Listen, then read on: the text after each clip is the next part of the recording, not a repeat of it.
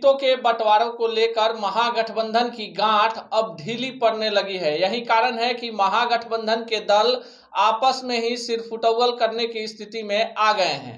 नमस्कार, मेरा नाम अनूप नारायण सिंह है और आप बिहार टॉक के डिजिटल प्लेटफॉर्म को देख रहे हैं।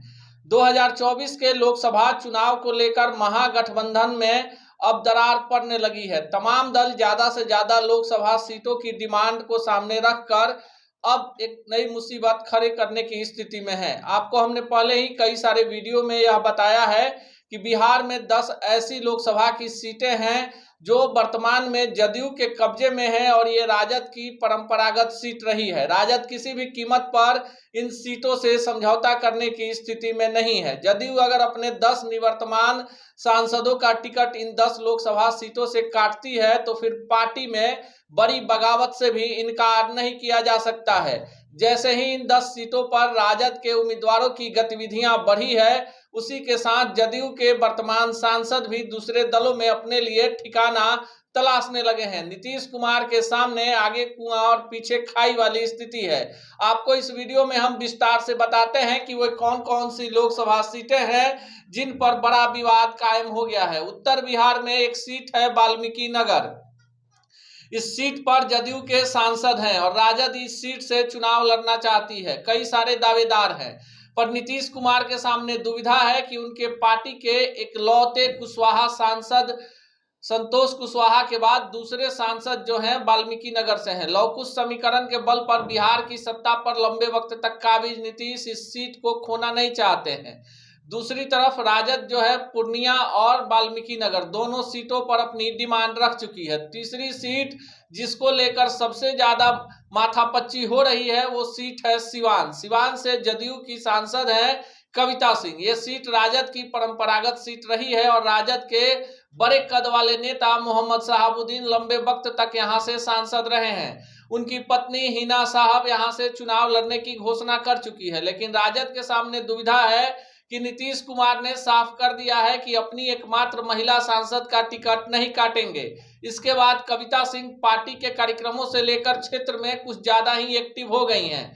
दूसरी तरफ राजद से टिकट पाने की आस लगाए बैठी हिना साहब की गतिविधियां भी तेज है।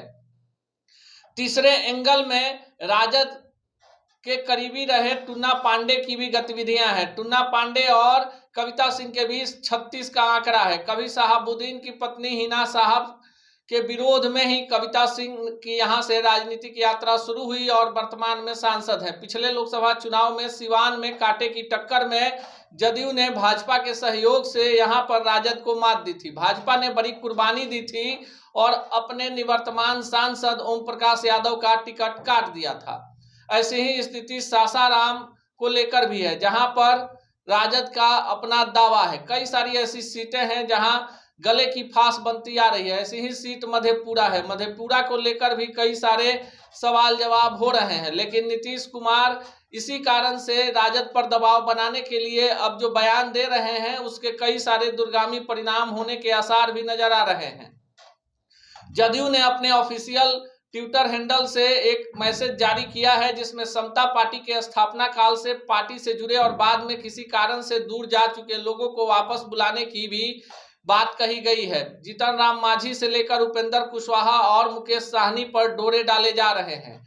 रही सही कसर दलित नेताओं को और अति पिछड़ा समाज के नेताओं को पार्टी में लाने की जुगाड़ बता रही है कि जदयू किसी भी कीमत में बिहार में बी टीम बनकर काम करने की स्थिति में नहीं है। जदयू अच्छी तरह जानती है कि अगर महागठबंधन में वो झुक गई तो 2025 के विधानसभा चुनाव में उसकी दुर्गति होनी निश्चित है।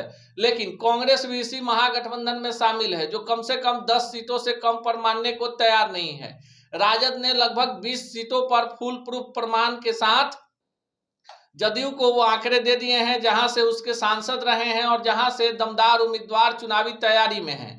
पहले बताया जा रहा था कि सिटिंग गिटिंग के आधार पर 17 सीटों पर जदयू, 17 सीटों पर आरजेडी और बाकी बची जो सीटें हैं 6 सीटें जो हैं इन 6 सीटों में बंटवारा हो जाएगा। 4 पर कांग्रेस और 2 पर वाम दल लड़ेंगे। लेकिन आरा और बेगूसराय को लेकर भी अब विवाद कायम हो गया है। आरा और बेगूसराय 2 ऐसी सेफ सीटें हैं जहां से वामपंथी दलों ने अपने लिए उम्मीदवार देने की घोषणा कर रखी है। लेकिन आरा से राजद अपना उम्मीदवार लड़वाना चाहती है, कई सारे उम्मीदवार हैं। साथ ही साथ आपको बता दें कि जदयू के कई सारे सांसद हैं जो भाजपा के संपर्क में हैं, जिसमें सीतामढ़ी के सांसद सुनील कुमार पिंटू, कटिहार के सांसद दुलाल चंद गोस्वामी, पूर्णिया के सांसद संतोष कुशवाहा से लेकर मधेपुरा के सांसद और बांका के सांसद गिरधारी यादव भी शामिल हैं। बांका में बड़ा पेच फंस गया है, जयप्रकाश नारायण यादव का क्षेत्र है और पिछले चुनाव में जदयू भाजपा के उम्मीदवार गिरधारी यादव ने जयप्रकाश यादव को लंबे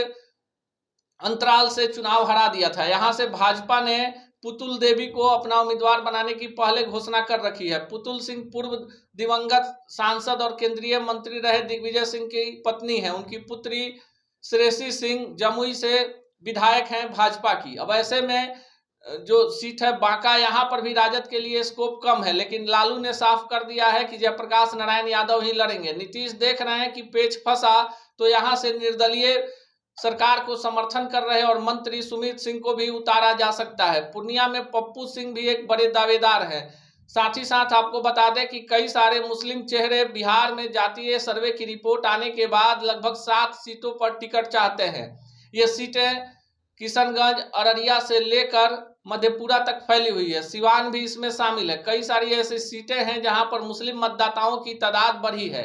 ऐसे में कांग्रेस, राजद, जदयू और वाम दलों के बीच सीटों के बंटवारों की स्थिति बन नहीं पा रही है। जिस तरह से 20 सूत्री में राजद और जदयू ने तमाम बड़े पद आपस में बांट लिए हैं, उसके बाद से कांग्रेस ने भी आंखें तरेरनी शुरू कर दी है। कांग्रेस के तमाम बड़े नेता दिल्ली पहुंच गए हैं। हालांकि कांग्रेस अभी 5 राज्यों में हो रही सरकार को समर्थन कर रहे और मंत्री सुमित सिंह को भी उतारा जा सकता है। पूर्णिया में पप्पू सिंह भी एक बड़े दावेदार हैं।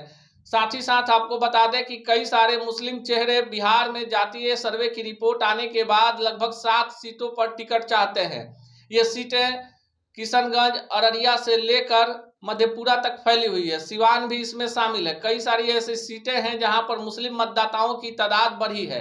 ऐसे में कांग्रेस, राजद, जदयू और वाम दलों के बीच सीटों के बंटवारों की स्थिति बन नहीं पा रही है। जिस तरह से 20 सूत्री में राजद और जदयू ने तमाम बड़े पद आपस में बांट लिए हैं, उसके बाद से कांग्रेस ने भी आंखें तरेरनी शुरू कर दी है। कांग्रेस के तमाम बड़े नेता दिल्ली पहुंच गए हैं। हालांकि कांग्रेस अभी 5 राज्यों में हो रही विधानसभा चुनावों पर अपना ध्यान केंद्रित की हुई है, लेकिन बिहार में पार्टी की दुर्गति भी कांग्रेस के लिए एक चिंता का विषय है। दूसरे के अनुदान पर राजनीति करने की चाहत कांग्रेस की भी नहीं है। कांग्रेस चाहती है कि बिहार में कम से कम उसे 10 सीटें मिले और उसके सांसद जीत कराएं। ऐसी स्थिति में महागठबंधन की गांठ खुलनी और आपसी खींचातानी अब सार्वजनिक होकर मीडिया में भी आने लगी है। इसी तरह की तमाम खबरों को देखने के लिए देखते रहिए बिहार टॉक। ऐसी ही खबरों के लिए जुड़े रहिए बिहार टॉक से। यूट्यूब पर लाइक और सब्सक्राइब करें, बेल आइकन जरूर दबाएं। फेसबुक, ट्विटर और इंस्टा पर फॉलो करें। धन्यवाद।